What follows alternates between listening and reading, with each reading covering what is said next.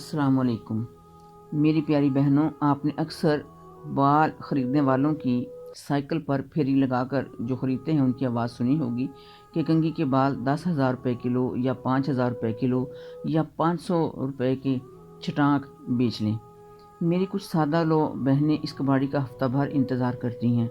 जैसे ही बाल ख़रीदने वाला गली में दाखिल होता है तो मेरी ये सादा लो बहनें अपने सर के जमा किए हुए बाल बेच देती हैं और चंद रुपए लेकर बहुत खुश होती हैं कि एक कूड़े को, एक नकारा चीज़ को हमने कैश करवा लिया है। मेरी प्यारी बहनों, ये कंघी के बाल सौदागर इन बालों को मगरबी ममालिक को एक्सपोर्ट कर देते हैं, जहाँ पर इनको पॉलिश करके, डाई करके उनको उन औरतों को बेच देते हैं जो ब्यूटी वर्ल्ड की रौनक समझी जाती हैं, जो बाज़ार हुस्न की रौनक समझी जाती हैं। इस तरह एक शरीफ औरत के बाल बाज़ार हुस्न तक नुमाइश में पहुंच जाते हैं।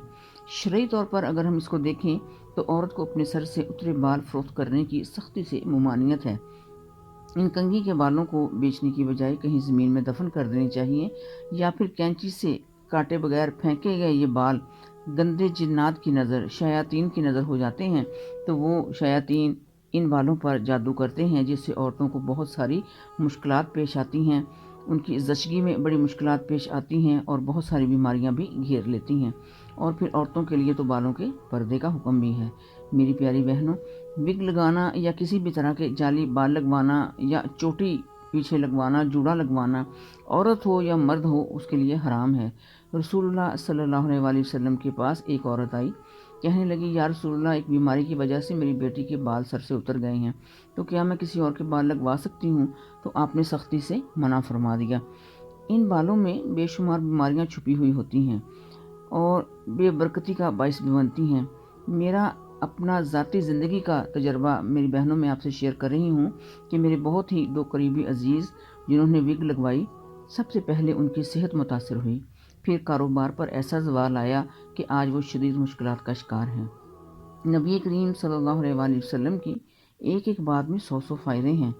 अल्लाह ने फरमाया कि जहाँ से तुम्हारे नबी तुम्हें रोक दें, मना कर दें, वहाँ से तुम रुक जाओ। अल्लाह ताला हमें ऐसी खराफात से बचाए रखे। और मेरी प्यारी बहनें, कभी भी अपने बाल इन फ्री बालों को ना बेचें। अगर ब्यूटी पार्लर जाएं, वहाँ बालों की वो कटिंग करवाती हैं या अपनी बच्चियों के बालों की कटिंग करवाती हैं, तो उनसे वो अपने बाल वापस ले लें और घर लाकर उनको किसी मट्टी के नीचे दबा दें या किसी ऐसी जगह संभाल के रख दें कि वो बाहर बिखरते ना फिरें। तो अल्लाह ताला हमें और हमारी माँ बहनों बेटियों की इस्मतों की हिफाजत फरमाए और हमें शैतान की इस वार से महफूज रखे।